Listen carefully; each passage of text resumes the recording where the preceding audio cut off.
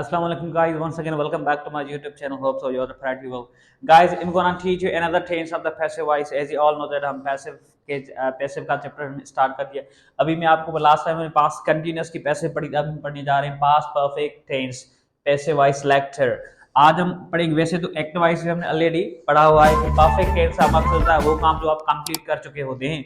आप इस perfect word से समझ सकते हैं कि इस टेंस का मकसद क्या होता है। इस टेंस का मकसद होता है कि वो काम जो आप कर चुके होते हैं, मतलब वो काम जो हो चुका होता है पास्ट में, मतलब गुजरे हुए वक्त में। अगर आप पैसिव की बात कर रहे थे, जब भी पैसिव आए तो आपको बताए पैसिव आप अगर देखें तो आपको हमेशा सबसे पहले ऑब्जेक्ट को याद करना होता है।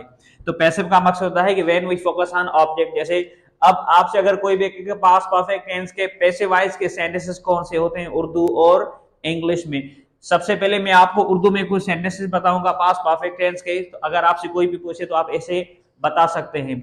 जैसे अगर मैं आम खाया जा चुका था, मतलब वो काम जो किया जा चुका था, या ट्रेन जा चुकी थी, या आप ऐसे कह सकते हैं ट्रेन को चलाया जा चुका था। आप ऐसे कह सकते ट्रेन को चलाया जा चुका था, या आप कह सकते क्रिकेट खेली जा चुकी थी, मतलब वो काम जो किया जा चुका था का सेंस आ रहा है तो अंडरस्टूड है, हम पास की बात कर रहे हैं। आपसे अगर कोई भी कहे कि इसका स्ट्रक्चर क्या होता है, अफर्मेटिव का, नेगेटिव का, इंट्रोगेटिव का, let me explain here.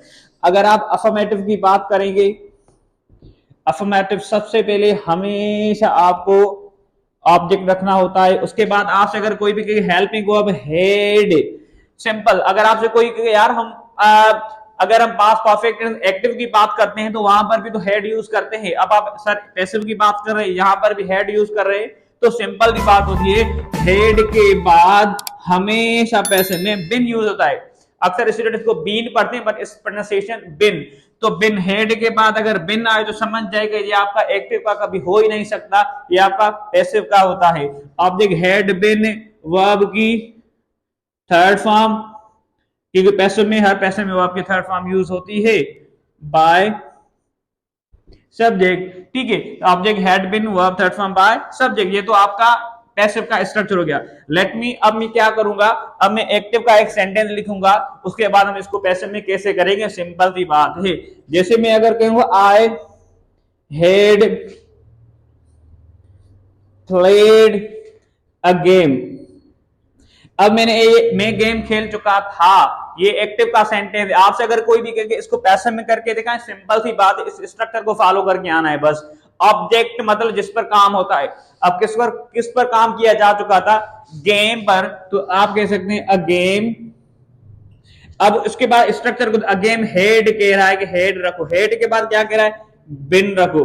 A game had been, उसके बाद वर्ब की थर्ड फॉर्म प्लेड सेम ही होगी, प्लेड। ठीक है, उसके बाद बाय सब्जेक्ट, तो आई है तो क्या कहेंगे, by me. A game had been played by me.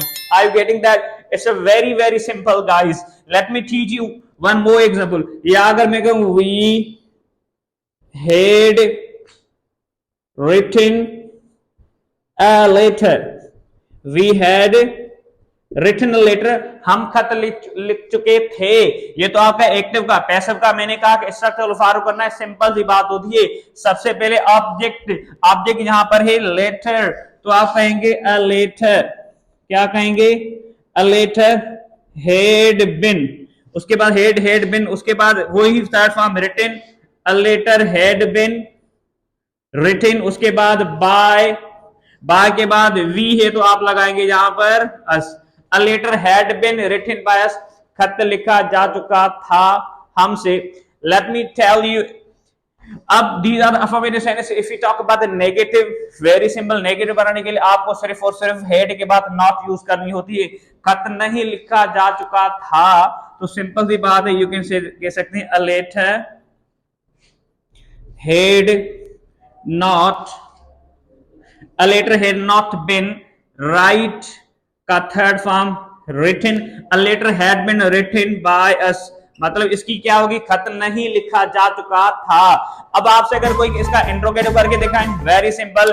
Helping verb आपको हमेशा स्टार्टिंग में रखना होता है। क्या खत लिखा जा चुका था क्या हमसे, तो आप कहेंगे हेड आप कह सकते हेड अ लेटर, हेड अले, उसके बाद क्या कह रहा है, बिन रिटन, ठीक है guys, written by us question mark, बहुत इंपॉर्टेंट होती है। अब उसके बाद अगर आप इंट्रोगेटिव ऑब्जेक्ट के बाद सिर्फ और सिर्फ आपको नॉट यूज करनी होती है, बाकी सब सिस्टम सेम होता है। क्या कहते नहीं लिखा जा चुका था हमसे या मुझसे या किसी से, तो this is called the lecture of past perfect tense of passive voice guys. These are the very simple, ये तो मैं एक सिंपल मेथड पढ़ाता हूं आप लोगों को। बाद में ये जैसे ही पैसिव कंप्लीट करेंगे तो मैं आपको शॉर्ट पैसिव के बारे में सिखाऊंगा कि शॉर्ट पैसिव क्या होती है, क्योंकि वो अक्सर थोड़ी सी वो कॉम्प्लेक्स है, उसमें हम थोड़ा सा हम कंफ्यूज हो जाते हैं डियर। डोंट वरी डियर, मेरा मतलब मैं कोशिश करता हूं कि आपको सही से एक्सप्लेन कर पाऊं। अगर फिर भी कोई भी प्रॉब्लम हो तो आप कमेंट में जरूर पूछ सकते हैं guys. Thank you so much for watching this video. अल्लाह हाफिज, टेक केयर।